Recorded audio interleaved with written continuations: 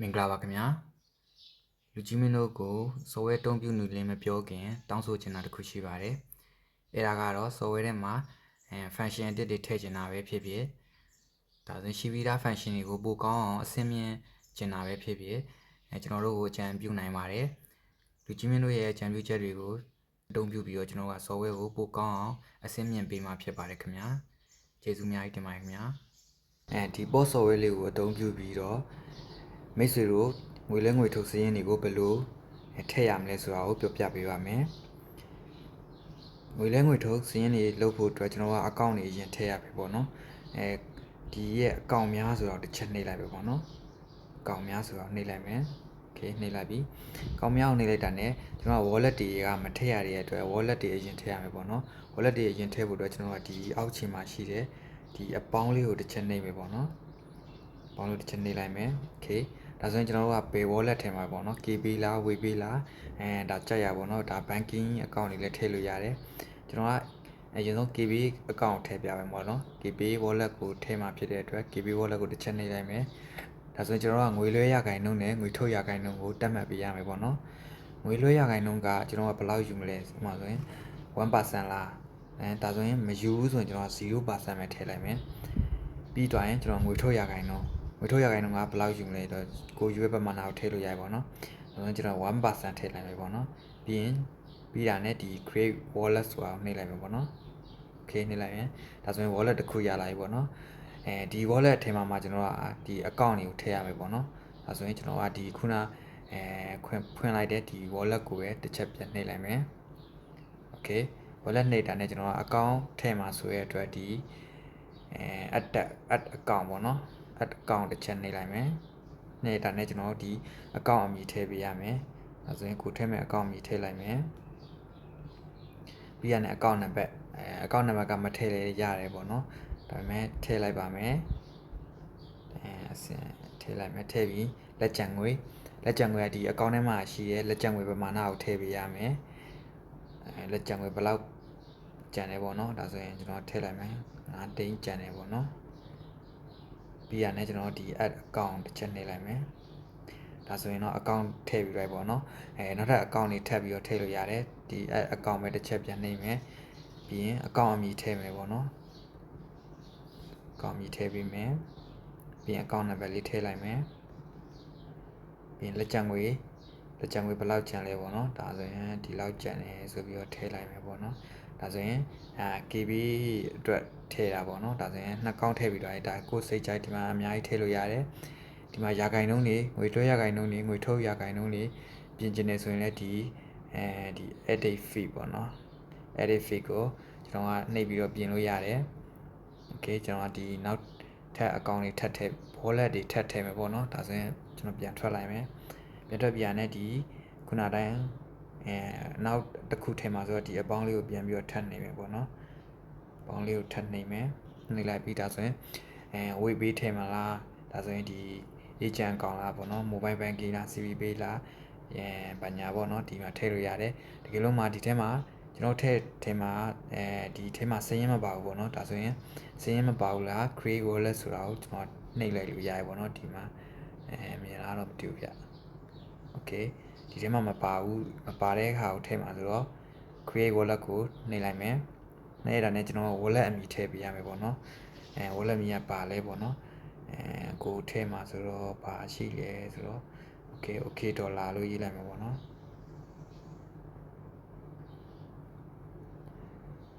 okay ဒေါ်လာပေါ့နော် okay ဒေါ်လာရေးပြီးရင်ကျွန်တော်ငွေလဲရခိုင်နှုန်းဘယ်လောက်လဲပေါ့နော်ငွေလဲရခိုင်နှုန်းဘယ်လောက်ထားမလဲငွေလဲရခိုင်နှုန်းမထည့်ဘူးဆိုရင်0ထည့်လို့ရတယ်ဒါဆိုရင် 1% ထည့်လိုက်မယ်အဲဆိုရင်ပြီးရင် create wallet နှိပ်လိုက်မယ်ဒါဆိုရင် okay ဒေါ်လာဆိုပြီးတော့ဒီမှာရသွားပြီပေါ့နော်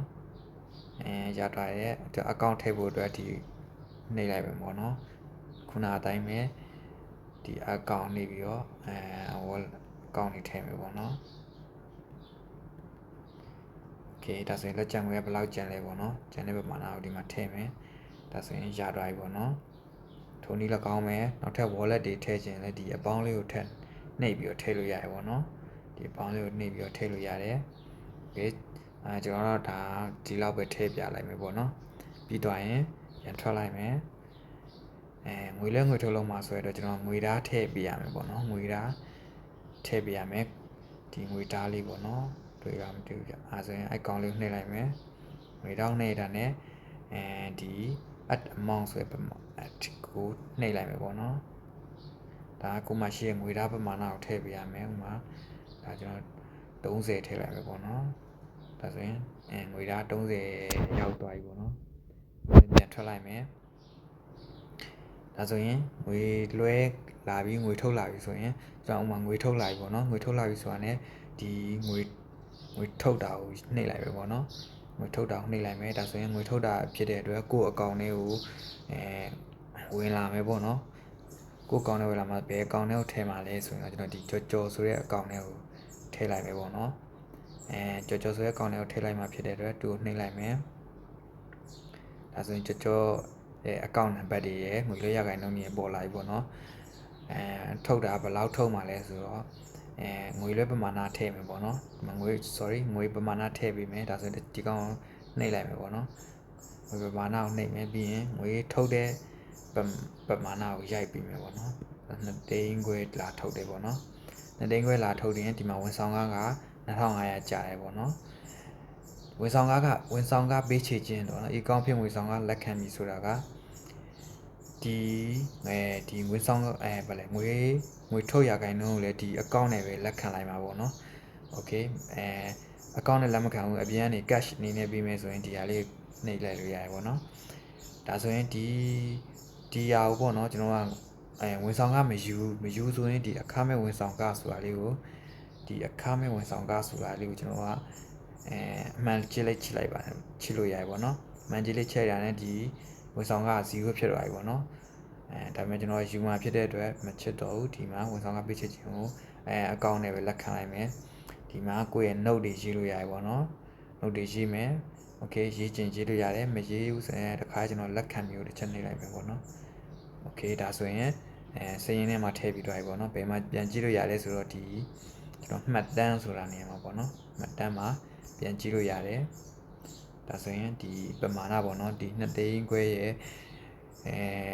ငွေထုတ်တာ2သိန်းခွဲဒါ fee က2500ပေါ့နော်โอเคဒါဆိုရင်ရက်လိုက်လေဒီမှာပြန်ကြည့်လို့ရတယ်ပေါ့နော်ရက်လိုက်လေကြည့်လို့ရတယ်မှတ်တမ်းမှာဒီမှာရက်လိုက်လေပြန်ကြည့်လို့ရတယ်ပေါ့နော်ကိုစိတ်ကြိုက်ကြည့်လို့ရတယ်โอเคပြီးသွားပြီဆိုရင်ကျွန်တော်ဒီငွေလွှဲတာလဲခုနအတိုင်းပဲပေါ့နော်ဒီငွေထုတ်တာနဲ့အတူတူပဲဒီမှာကောင်ရေးပြီးတော့ဒီမှာအတူတူပဲပေါ့နော်အတုံးပြူမျိုးအတူတူပဲကျွန်တော်နောက်တစ်ခုထပ်ပြောမယ်ဒီငွေထုတ်တာမှာကျွန်တော်တို့ကစရင်းတွေကိုနောက်မှထည့်မယ်ပေါ့နော်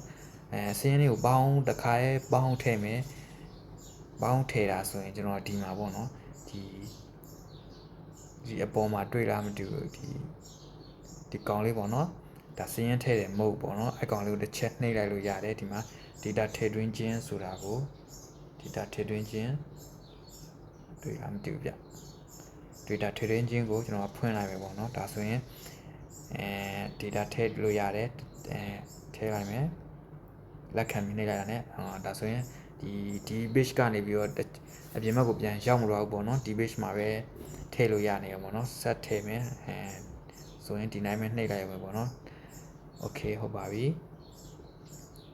ကျွန်တော် dashboard ပေါ့နော် dashboard ဆိုတော့ကျွန်တော်ရဲ့အမြတ်ငွေတွေကိုကြည့်တာပေါ့နော်ငွေလွှဲရခိုင်တော့ငွေလွှဲအမြတ်ကဘယ်လောက်ရှိလဲဒီငွေထုတ်တဲ့အမြတ်ကဘယ်လောက်ရှိလဲပေါ့နော်ဒီမှာကျွန်တော်ကြည့်လို့ရတယ်ဒီမှာပေါ့နော်ငွေလွှဲပမာဏကလောလောဆယ်ကျွန်တော်ငွေထုတ်ထားရတဲ့ဒီငွေထုတ်ပမာဏမှာပဲရှိရဲအမြတ်ပေါ့နော်ဒါတော့စုစုပေါင်းငွေလွှဲပမာဏရဲ့အမြတ်ရဲ့ဒီငွေထုတ်ပမာဏရဲ့အမြတ်ရဲ့ပေါ့ဒီမှာစုစုပေါင်းအမြတ်မှာပြပေးတယ်ဒီမှာအောက်မှာသူ့ရဲ့အောက်မှာငွေလွှဲအမြတ်တီးတန်းငွေထုတ်အမြတ်တီးတန်းပြပေးတယ်ပေါ့နော်ဒါအဲ့ဒါကိုမှကျွန်တော်က wallet ထဲမှာဝန်ဆောင်ကထည့်တာဘယ်လောက်ပေါ့နော်ဒါဆိုရင် cash မှာဝန်ဆောင်ကဘယ်လောက်ဆိုပြီးတော့ဒီမှာထပ်ပြပေးရပေါ့နော်ဒါကတော့အမြတ်ပေါ့နော်အကောင့်လေးအမြတ်ကိုဒီမှာပြပေးမှာပေါ့လောလောဆယ်တော့KPA တစ်ခုပဲလောက်ထားရတဲ့အတွက် KPA တစ်ခုရဲ့အမြတ်ကိုဒီမှာလာပြနေရပေါ့နော်အောက်မှာကတော့ကျွန်တော်ရဲ့ဇယားနဲ့ကြည့်လို့ရမယ်ပေါ့နော်ဇယားနဲ့ဘယ်နေ့တွေမှာငွေလွှဲတာအများဆုံးလဲပါကြည့်လို့ရရပေါ့နော်ဒါဆိုရင်ကျွန်တော်ကရက်လိုက်ပြန်ကြည့်လို့ရမယ်ဒီမှာပေါ့နော်ဒီပြက်ကရိန်ပုံစံလေးဒီအပေါ်တောင်းကပြက်ကရိန်ပုံစံလေးကိုနှိပ်ပြီးတော့ share like ကိုကျွန်တော်တို့ကဒီမှာကြည့်လို့ရရပါတော့ဒါဆိုရင်ဒီနေ့အတွက်နော် April 4ရက်နေ့အတွက်အမြတ်ငွေပေါ့နော် Okay ဟုတ်ပါပြီငွေထုတ်ကတော့ဒီလောက်ပါပဲခင်ဗျာပို့ပြီးသိချင်တာရှင်းကျွန်တော်ရဲ့ page တွေMessenger page Messenger Telegram Viber တွေကနေပြီးတော့ဆက်သွယ်ပြီးတော့မေးလို့ရပါတယ်ခင်ဗျာပြီးတော့ဒီfunction တွေပေါ့နော်ဒီ feature တွေထပ်ပြီးတော့လိုချင်နေရဆိုရင်လည်းကျွန်တော်တို့ဆက်သွယ်ပြီးတော့အကြံပြုလို့ရပါတယ်ကျွန်တော်တို့အခမဲ့ပဲဒီ update လုပ်ပေးပါပေါ့နော် update လုပ်ပေးတာ ਨੇ နောက် version တွေမှာ